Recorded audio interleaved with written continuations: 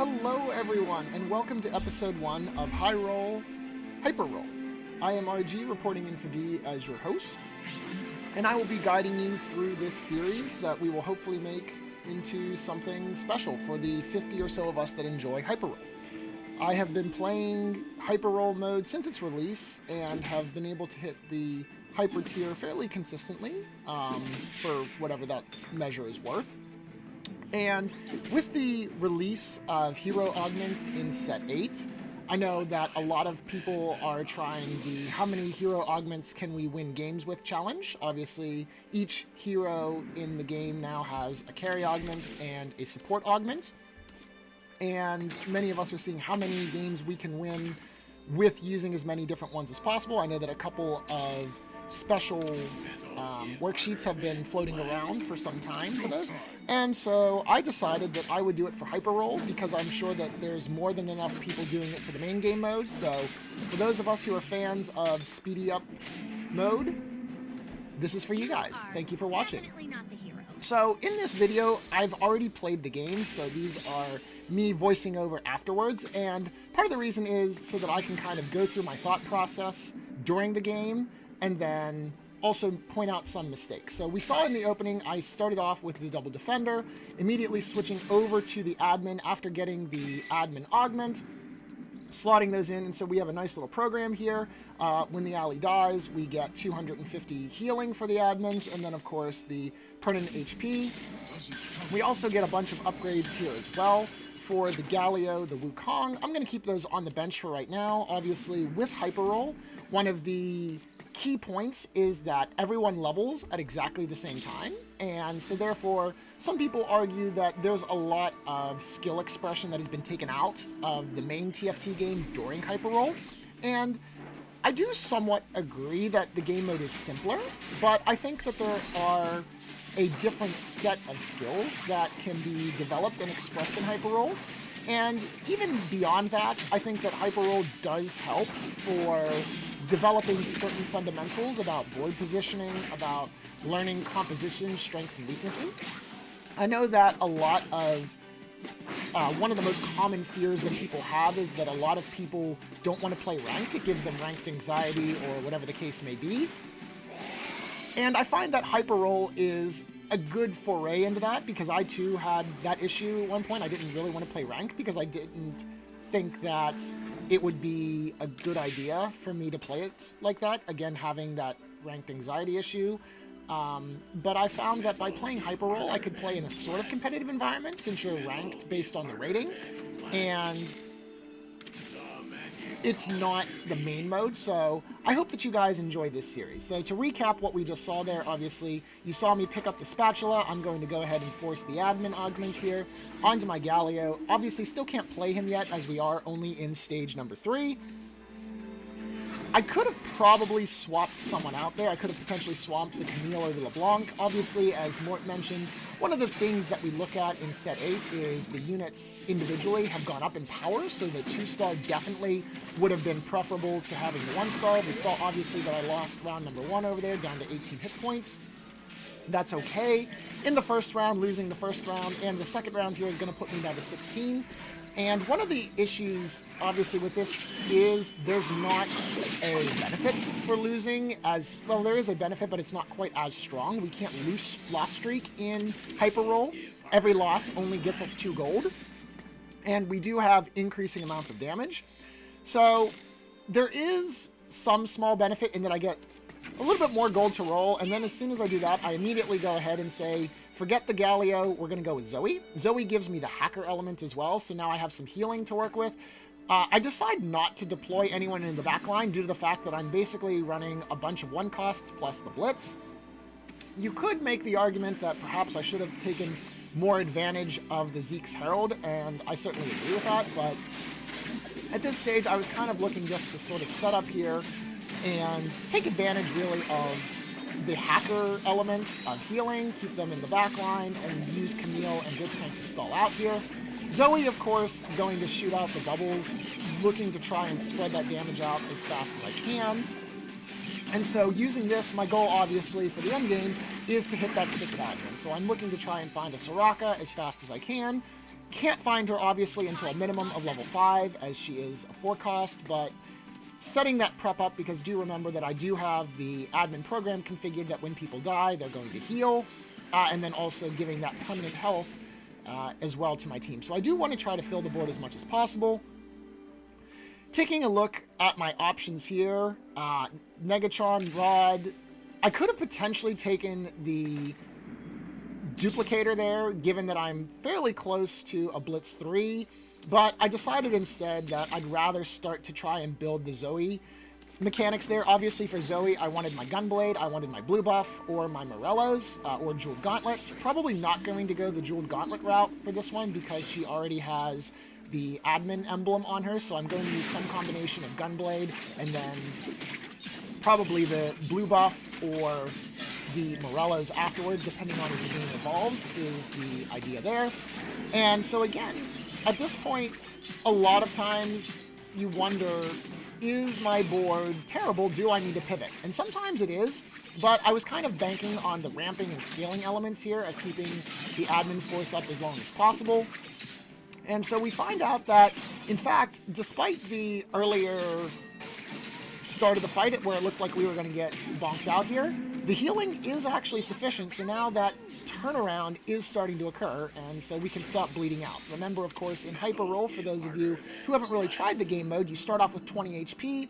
In the first few rounds, you only lose 2 HP per round, then eventually you lose 4 HP per round, and then by the time we get to stage 8, we start losing 6 HP per round. So there is a flat amount of loss incurred, and you see that I put Sona in, which leads me to the discussion of Underground. I have been testing Underground a little bit in this game mode. I have not had much success yet, due to the fact that it is difficult to work with the Underground. You do get double Underground stacks in terms of opening the vault.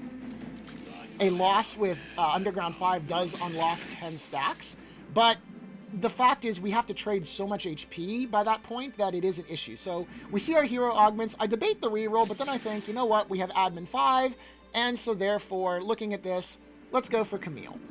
And probably not the strongest pick here, to be totally honest. You could make the case that Annie was pretty good to potentially carry here with the Spell Slinger augment that we had. Sivir all around as a civilian could have provided us with additional healing.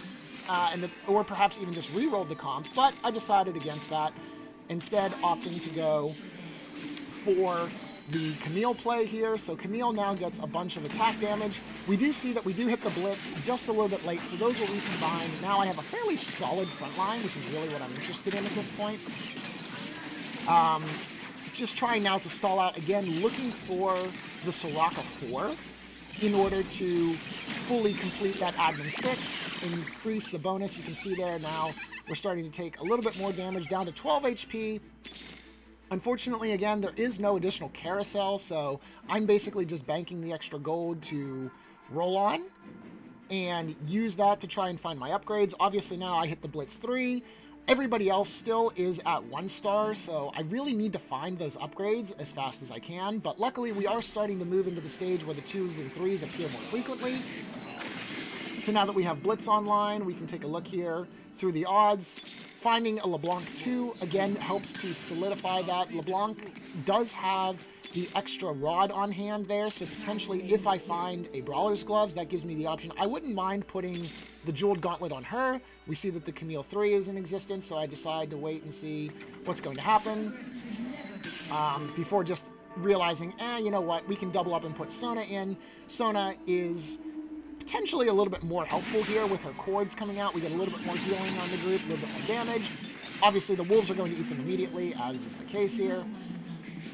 But that is one of the considerations that we have to make here is, in Hyper Roll, is do we get all of our gold and roll it immediately, or do we save it up for later cost odds? So you saw there I could have potentially slammed the Jeweled Gauntlet.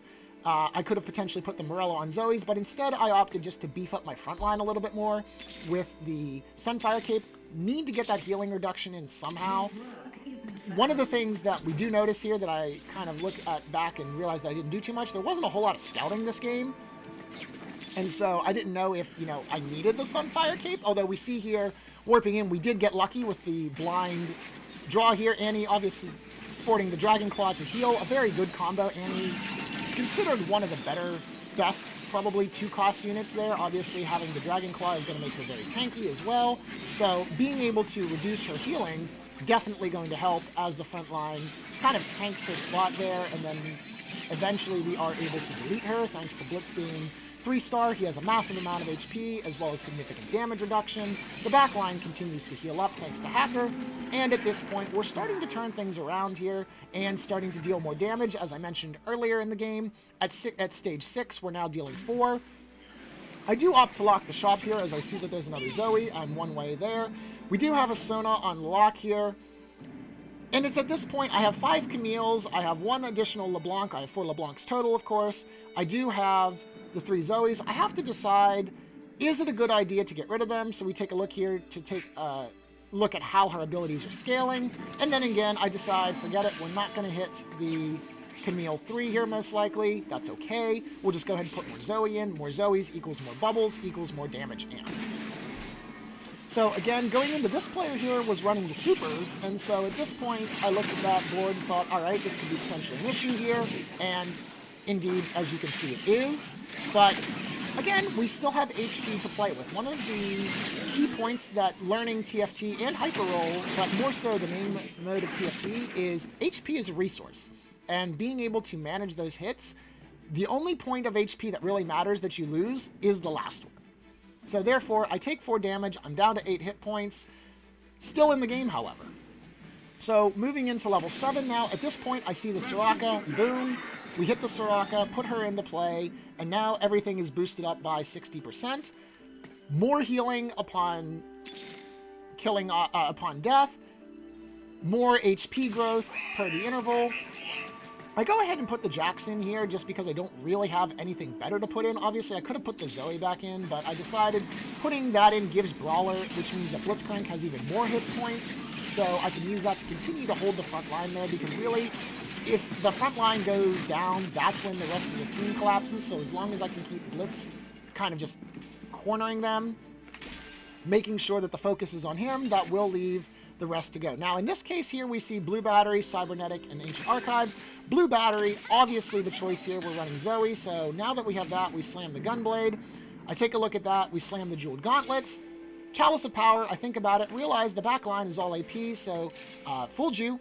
Told you I was going to go for Morello's or Blue Buff, but after the Blue Battery appears, that's functionally Blue Buff for Zoe, so close enough. We're going to go ahead and use that as a good substitute, puts the Chalice of Power, and that allows us to get LeBlanc more power, Zoe more power, and Sona herself more power as well. There could be an argument that I should have probably swapped her for Soraka due to the fact that Soraka, again, one of the more powerful units, but because Sona was 2-starred at this point, I decided that was the correct play there for now. And so we can now see all of the upgrades coming through there, the Jeweled Gauntlet, the Gunblade, Bubbles, healing up the team very well, providing a large amount of stability for the team. And of course, Soraka also being able to heal herself using her ability, keeping the board relatively straightforward. So I'm holding Vel'Koz here at this point and thinking there is a potential for slotting him in at level 8 just to provide a little bit of CC. We note that my team does not have a lot of CC at all. We do have the disarm from Camille from her ability whenever she sweeps, but we don't have any stuns. We don't have any other misdirection or any other abilities that could be used to displace the enemy, so putting Vel'Koz in would allow us some CC, but why put in Vel'Koz whenever we have a Sejuani? We go ahead, slap the Sejuani in over the Jax. Jax being a brawler that just kind of jumps in is fine.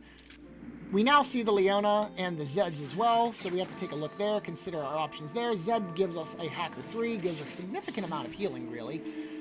And so then we hold on to those for now. We do, of course, have the Champion Duplicator on hand as well. So potentially, we could go for the Zac play if we were interested in it. Making a 2-star Zac immediately seems pretty strong.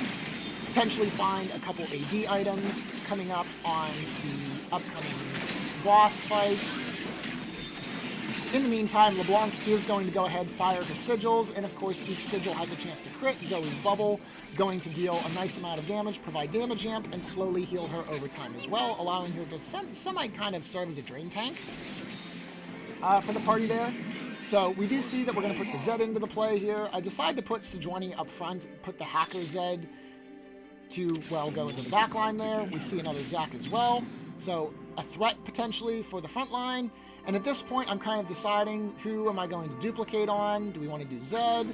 What do we want to do here? I decide that eventually there's no point in holding Camille's. We're going to keep rolling, try to find Zed 2 or Zac 2. End up selling the Zacs, deciding not going to use the threat after all. Pull out the LeBlanc, that gives me 5 LeBlancs. We do have another Zoe as well then from the Zac boss battle. And so we're going to go ahead and buy those threats. The reason that I purchased those there is to take them out of the pool, try to find my LeBlanc, find my Zoe. We have an Locket of the Iron Solari. I could have used that in order to beef up the front line. I could also use the Archangel Staff here for LeBlanc. And indeed, I do decide to go and grab the Archangel Staff, slap that on LeBlanc, allow her sigils to deal more damage as we go down the line.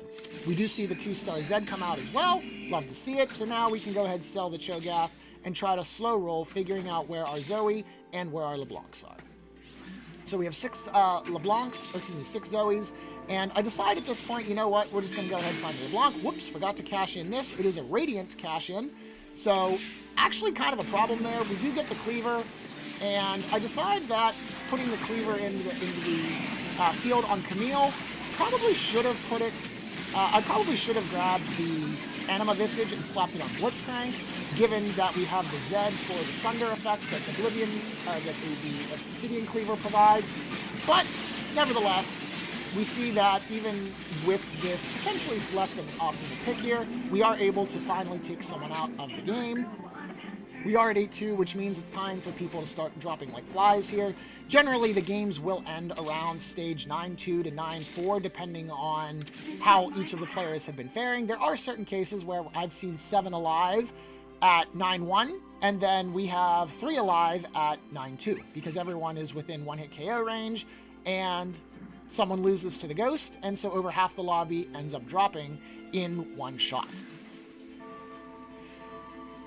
So we are going to go ahead now into the final round for 8-3. My team is fairly solid. Basically, at this point, the only thing that I'm interested in, I need to find a Soraka 2-star. I need to get my Zoe 3-starred. I've got the Champ Duplicator ready, so all I need to do is find 2 of those. And my comp is fairly set. Of course, we could also look to 2-star the Sejuani, just get her a little bit more beefy. We see that Diego is tearing through the back line, sort of, but eventually we managed to stop his rampage. And from there, it's pretty easy cleanup. Blitz is still alive. The Zoe bubbles helping out with the Gunblade. Procs are keeping Blitz just sort of filling up there a little bit. And the Zed as well, still alive, going to help that out. And he doesn't stand a chance. And we clean that one off. Easily done. So the last option here, I figured that I could use some sort of a threat. As I mentioned, my team comp is fairly built at this point, so we're going to try to roll to find the Soraka 4-stars here. There was an argument to be made. I should have grabbed Fiddle since I commented about my lack of crowd control.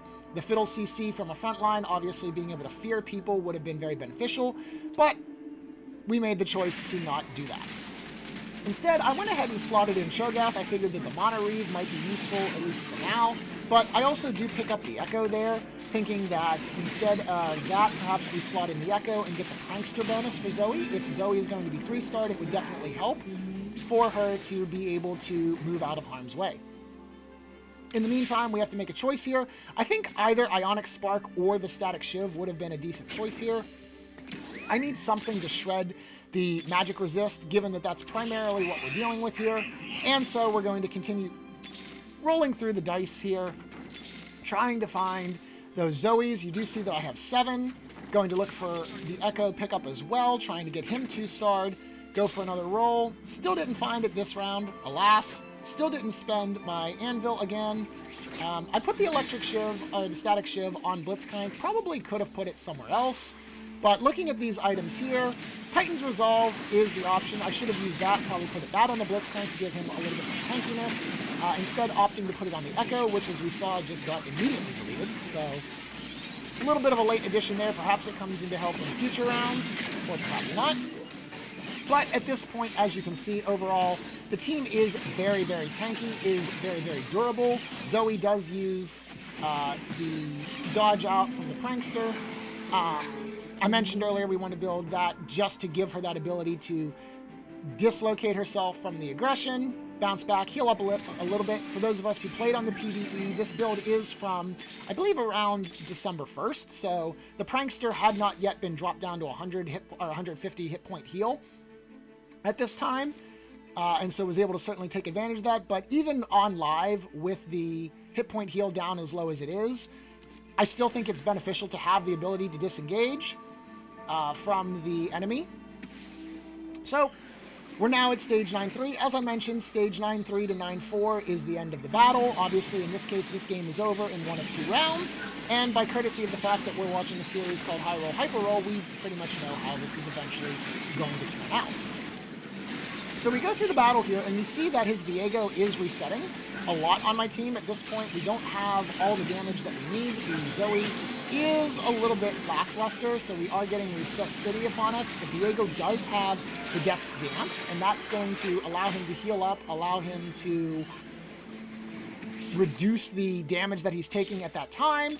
That's what's going to end up preventing the Ox Force ability to proc, and thus preventing me from killing him. So we go through here, we cycle through, realizing that if I don't hit Zoe 3, we probably have an issue. Found the Zoe, and at this point, we've hit Zoe 3. At the time for the last battle, we take a look at the enemy field. I decided to put Zoe over there for a little bit stronger positioning in order to try and keep her away from the majority of his forces. Obviously, Viego's still going to dive bomb us if he gets the opportunity, but the rest of the team will at least have to move up a little bit instead. So we go through the battle, so Viego does eventually dive bomb the back line, but this time he's up against a 3-star Zoe, which does a little bit more damage, and we are actually able to knock him down.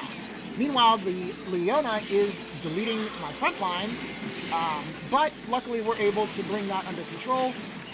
Their Alistar tries their best to hold the fort line, but you really just can't compete with Zoe 3's healing. LeBlanc is dealing with the damage there, and as a result, we're able to claim first place using Camille's carry augment, even though Camille was probably not the star of the show by any stretch of the imagination. So, thank you very much, and we'll see you guys next episode.